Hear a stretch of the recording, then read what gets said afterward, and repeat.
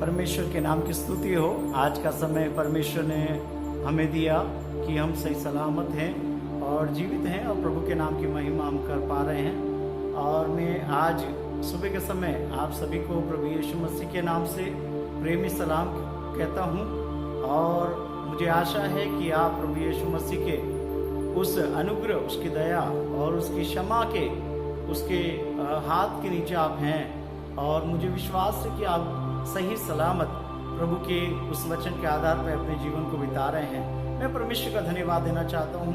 आज एक छोटे से वचन को लेकर आपके सन्मुख उपस्थित होने के लिए ये परमेश्वर ने भी ये सौभाग्य मुझे प्रदान किया है। आइए हम छोटी सी प्रार्थना करें। अति करुणामय परमेश्वर, अपने जीवित वचन के द्वारा अभी तक हमें चलाया, हमसे बातचीत की, हमें प्रभु चेतावनी और सावधानी देकर तेरे वचन के उस अनुसार और तेरे समान, तेरी आज्ञा के अनुसार चलने के लिए परमेश्वर तेरे वचन ने हमें सक्षम बनाया। धन्यवाद देते हैं। आज के वचन को भी पिता परमेश्वर आपके हाथ में सौंपते हैं। आपने हमारी प्रार्थना सुना, कबूल किया, धन्यवाद हो। यीशु के नाम से मांगते हैं, आमीन। मेरे साथ प्रभु के वचन से निकाले उत्पत्ति जेनेसिस 39, उत्पत्ति उसका 39वां अध्याय, उसके 11 से 13 वचन को मैं आपके सन्मुख पढ़ना चाहूंगा, जहां पर इस प्रकार से लिखा है।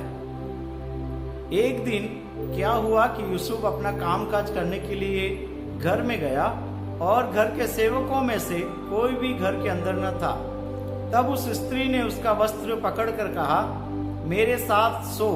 वह अपना वस्त्र उसके हाथ में छोड़कर भागा और बाहर निकल गया। यह देखकर कि वह अपना वस्त्र मेरे हाथ में छोड़कर बाहर गया है, उस स्त्री ने अपने घर के सेवकों को बुलाकर कहा, देखो, एक इब्री मनुष्य को हमारा तिरस्कार करने के लिए हमारे पास ले आया है। वह तो मेरे साथ सोने के मतलब से मेरे पास अंदर आया था और मैं ऊंचे स्वर से चिल्ला उठी। मेरे प्रिय भाइयों बहनों, यहाँ पर एक यूसुफ नामक एक व्यक्ति के विषय में लिखा है और वह अपने भाइयों के द्वारा बेचा गया। और बाइबल कहती है कि यूसुफ मिस्र में पहुंचाया गया और पोतीफर नामक एक व्यक्ति जो मिस्री था वहां पर प्रधान हो गया और इस्माइलियों के हाथ से जो बेचा गया और इस पोतीफर ने खरीद लिया। और बाइबल कहती है कि ये यूसुफ उस पोतीफर के घर में काम काज किया करता था और यूसुफ उस घर का एक उत्तम व्यक्ति बन गया था और वह रूपवान था, सुंदर था, बहुत अच्छा था। लेकिन बाइबल यहाँ बताती है कि उसके जीवन में एक परीक्षा यहाँ पर आई कि पोतीफर की पत्नी ने उससे कहा कि मेरे साथ सो। परंतु परमेश्वर का वचन यहाँ पर कहता है, 8वें पद में यूसुफ उस स्त्री से कहता है, पर उसने अस्वीकार करते हुए अपने स्वामी की पत्नी से कहा, सुन, जो कुछ इस घर में है मेरे हाथ में है, उसे मेरा स्वामी कुछ नहीं जानता और उसने अपना सब कुछ मेरे हाथ में सौंप दिया है। इस घर में मुझसे बड़ा कोई नहीं और उसने तुझे छोड़, जो उसकी पत्नी है, मुझसे कुछ नहीं रख छोड़ा। इसलिए भला है मैं ऐसी बड़ी दुष्टता करके परमेश्वर का अपराधी क्यों बनूं। मेरे प्रिय भाइयों बहनों, यूसुफ ने पोतीफर की पत्नी के साथ समझौता नहीं किया। आज यही बात हमारे साथ भी घटित होती है।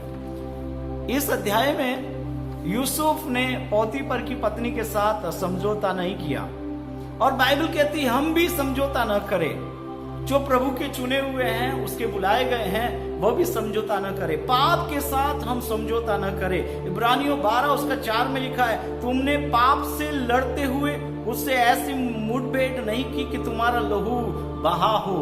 और दूसरी बात, संसार की रीति से हम समझौता न करें।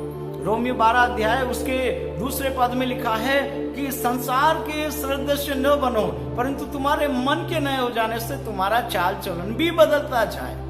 संसार की रीति पर हम समझौता न करें। ये संसार हमें अभिलाषाओं में, उस धन में, उस रुपयों के उस लालच में हमें उसमें फंसा देना चाहता है, हम समझौता न करें। और तीसरी बात, सुसमाचार प्रचार करने में भी हम समझौता न करें। प्रकाशित वाक्य उसके प्रेरितों के काम उसका 4 अध्याय 17 से 20 वचन को जब वहां पे पढ़ेंगे तो प्रेरितों के बारे में लिखा है, और वहां पे ये लिखा है, यह तो हमसे नहीं हो सकता कि जो हमने देखा और सुना है वह न कहे। मेरे प्रिय भाइयों बहनों, जब हम प्रभु यीशु मसीह पर विश्वास करते हैं, हम सुसमाचार न सुनाएं, ऐसा दिन हमारा एक भी दिन गुजरना नहीं चाहिए।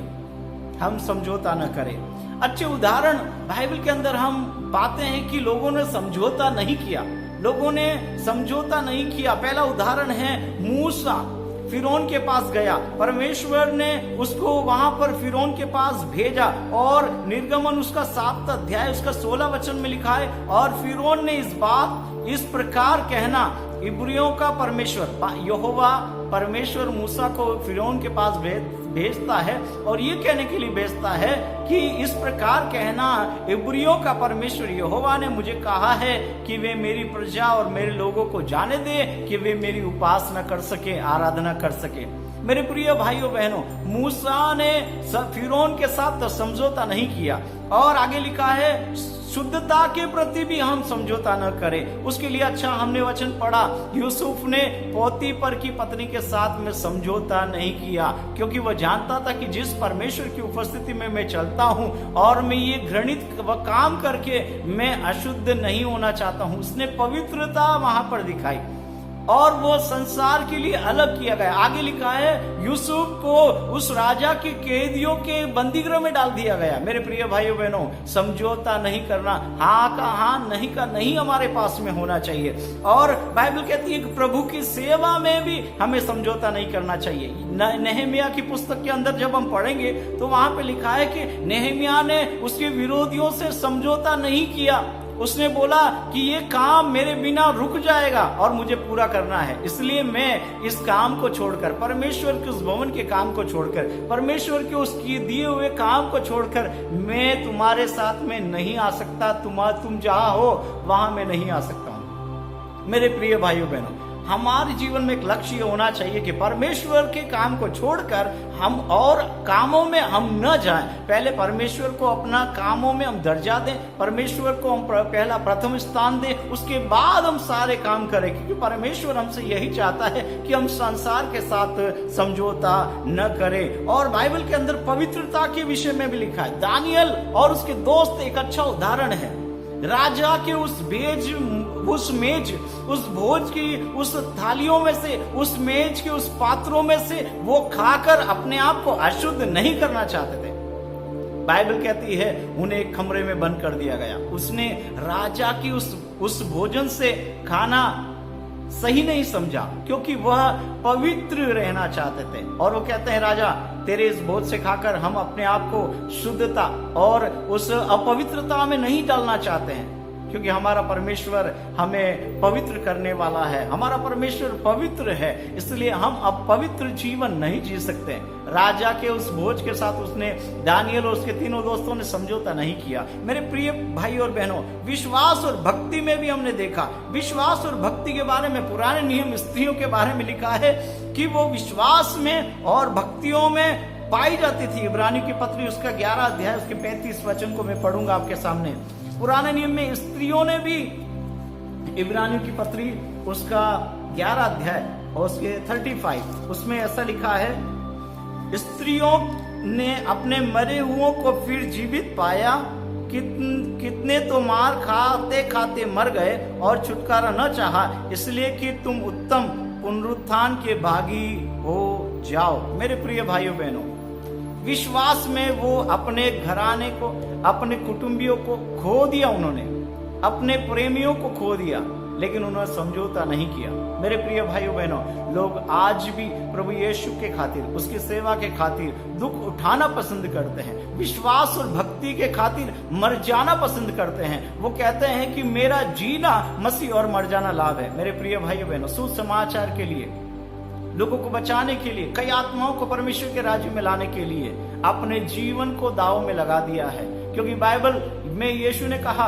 जो अपने प्राण को बचाना चाहेगा वो उसे खो देगा, और जो खोना चाहता है यीशु के लिए, उसके परमेश्वर पिता के लिए, उस सुसमाचार के लिए, औरों के लिए वो खोना चाहता है, उसका जीवन प्राण बचा लिया जाएगा। मेरे प्रिय भाइयों बहनों, हम समझौता न करें, इस दुनिया से समझौता न करें, हमारे पारिवारिक जीवन से हम समझौता न करें, हमारे आसपास के जितने लोग हैं उनसे हम समझौता न करें। विश्वास में, पवित्रता में और पाप से दूर रहें, और संसार की अभिलाषाओं से हम दूर रहें, और रुपयों का वो लोभ लालच से हम दूर रहें। हम समझौता न करें, इस दुनिया से खासकर हम समझौता न करें, क्योंकि बाइबल के अंदर लिखा है हमारा यहाँ का जीवन कुछ समय का स्थायी है, लेकिन हमारा एक जो अविनाशी जो जीवन है, अविनाशी जो हमारा घर है, जो प्रभु के पास हमें जाना है, उसके लिए हमें बहुत चिंता करने की आवश्यकता है। और यीशु मसीह के विषय में भी लिखा है कि उसने शैतान का सामना किया, शैतान की बातों पर समझौता उसने नहीं किया। मत्ती रचित सुसमाचार 4 अध्याय के अंदर यीशु मसीह जब आत्मा से परिपूर्ण होकर यरदन नदी से बपतिस्मा लेकर आत्मा के चलाए उस जंगल में गया, और वहां पर 40 दिन निराहार रहा, और शैतान ने तुरंत उसकी परीक्षा ली कि तू मुझे ये बात करे और रोटी से क्या है पत्थर बन जाए। और 3 परीक्षाएं वहां पर यीशु के बारे में, और वो यीशु की उस शैतान लेता है, लेकिन यीशु समझौता नहीं करता है। और उस समझौता नहीं करने का कारण है, परमेश्वर के पुत्र यीशु मसीह हमेशा वचन से ही शैतान को डांटा करते थे, उसने समझौता नहीं किया। पहली शैतान यीशु के जीवन में परीक्षा लेकर आया और कहा कि इस पत्थर से कह दे कि ये रोटी बन जाए। परमेश्वर के वचन से यीशु ने कहा, मनुष्य केवल रोटी से नहीं, परमेश्वर के मुंह से निकले हुए वचन से जीवित रहेगा। मेरे प्रिय भाइयों बहनों, और वो कंगूरे पे ले गया, और उसके सारे संसार के सारे राज्य उसने दिखाए कि वो चाहता था कि यीशु इस संसार अर्थात मेरे इस राज्य के अंदर समझौता कर ले, लेकिन उसने नहीं किया। यीशु ने अपना घर नहीं बनाया, यीशु ने अपना बैंक बैलेंस नहीं बनाया, यीशु अपना उस पदवी, उस अधिक सिंहासन को नहीं चाहता था इस संसार में। और वो कई लोग उसे राजा बनाने चाहते थे, लेकिन वो वहां से चला गया क्योंकि वो समझौता नहीं करना चाहता था। और बाइबल कहती है उसने सामना किया, और धर्म सिद्धांत के अंदर भी हमें समझौता नहीं करना है। जो सही है वो सही है, जो हाँ है वो वहां है। मेरे प्रिय भाइयों बहनों, समझौता नहीं करना है। पौलुस अग्रिप्पा राजा के सामने प्रेरितों के काम 26 अध्याय 20 उसके 21 के अंदर बड़े हियाव के साथ यीशु के बारे में बताता है, जी उठा, वो जिंदा यीशु के बारे में बताता है। वो बिल्कुल अधर्म सिद्धांत से बिल्कुल भटकना वो नहीं चाहता था, लेकिन जो यीशु से सीखा है वही बात वहां पे रखा है। और झूठे शिक्षक भी वो खड़े हो गए, लेकिन ये पौलुस झूठे शिक्षकों का मुंह बंद करवा देता था, क्योंकि उसे मालूम था कि मैं समझौता नहीं करना चाहता हूं। जिस यीशु ने मुझे बुलाया है, जिस यीशु ने मुझे चुना है, उसी का मैं कार्य करना चाहता हूं। मेरे प्रिय भाइयों, दुनिया में हम समझौता न करें। पैसों के खातिर, जमीन के खातिर, अपनी पदवी की खातिर, अपनी उस कुर्सी के खातिर हम कभी भी समझौता न करें। समझौता करने के कुछ कारण यहाँ पे लिखे हुए हैं, मैं आपके सामने रखना चाहूंगा। निर्गमन उसका 23 अध्याय उसके 2 पद में ऐसा लिखा है, बुराई करने के लिए न तो बहुतों के पीछे हो लेना, समझौता न करे, बहुमत का अनुसरण करना। बहुमत कुछ हासिल हो जाएगा इसलिए कई लोग समझौता कर लेते हैं, इतने लोग मेरे साथ आ जाएंगे इसलिए समझौता कर लेते हैं। और लोगों के डर के कारण से कुछ लोग समझौता कर लेते हैं। उदाहरण के रूप में पतरस, गलातियों की पत्री उसका 2 अध्याय 11 से 13 पद को जब आप वहां पढ़ोगे तो वहां पे भी लिखा है, और अविश्वासियों का अनुकरण करना वो भी एक समझौता को लेकर आता है। संसार से मित्र कर लेना ये भी एक समझौता को लेकर आता है।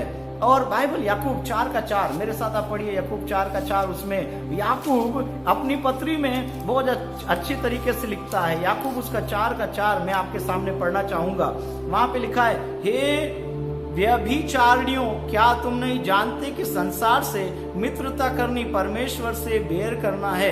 अतः जो कोई संसार का मित्र होना चाहता है वह अपने आप को परमेश्वर का बैरी बनाता है। मेरे प्रिय भाइयों बहनों, संसार के साथ में समझौता न करें।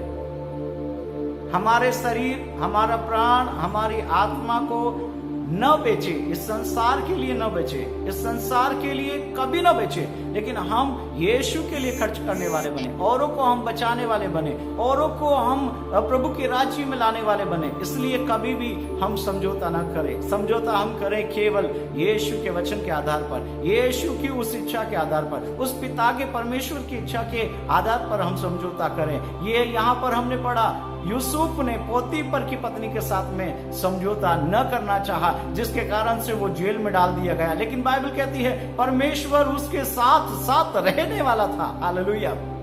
जब हम परमेश्वर की उपस्थिति को लेते हैं, पाप से, इस संसार से और पवित्रता से और विश्वास और भक्ति के साथ हम समझौता नहीं करते हैं, अर्थात हम अपने आप को बेचते नहीं है, परमेश्वर हमारे साथ रहता है। उसके वचन को जब हम पढ़ेंगे, 39वें वचन को जब हम पढ़ेंगे, तो वहां पर बहुत सारी बातें पौलुस के भी इसके यूसुफ के बारे में परमेश्वर इस बात को बताता है। और उसके 21 में लिखा है, पर यहोवा यूसुफ के संग संग रहा और उस पर करुणा की। जेल में भी परमेश्वर ने यूसुफ को छोड़ा नहीं।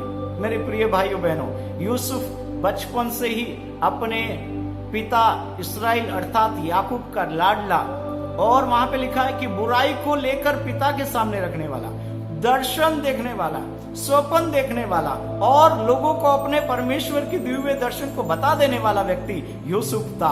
और वह खरा था और वह धर्मी था और उसने समझौता नहीं किया अपनी जिंदगी से। इसलिए परमेश्वर का वचन कहता है, परमेश्वर यहोवा उसके संग संग रहा और उस पर करुणा की। मेरे प्रिय भाइयों बहनों, आज ये सोचने का विचार है, क्या हम किसी न किसी बात से हम समझौता कर लेते हैं?